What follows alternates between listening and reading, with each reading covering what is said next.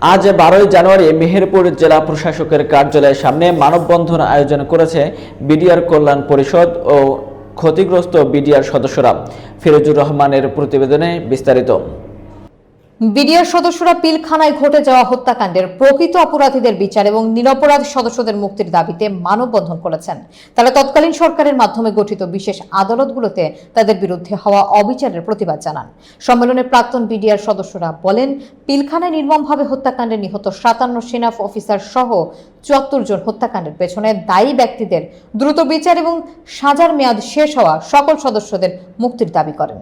তারা আরো বলেন, প্রহসনের আদালতগুলোতে গণহারে গ্রেপ্তার হওয়া এবং চাকরিচ্যুত সদস্যদের পুনর্বহাল করতে হবে এবং তাদের সরকারি সুযোগ সুবিধা দিতে হবে। তাদের 3 দফার দাবির মধ্যে ছিল: 1. পিলখানায় হত্যাকাণ্ডের প্রকৃত অপরাধীদের শাস্তি নিশ্চিত করা এবং সাজার মেয়াদ শেষ হওয়া সদস্যদের মুক্তি।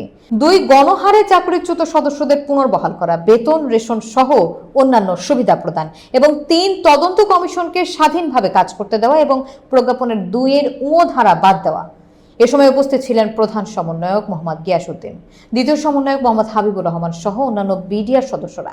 মানববন্ধন শেষে তারা লিফলেট বিতরণ করে এবং জেলা প্রশাসকের কাছে স্মারকলিপি প্রদান করেন।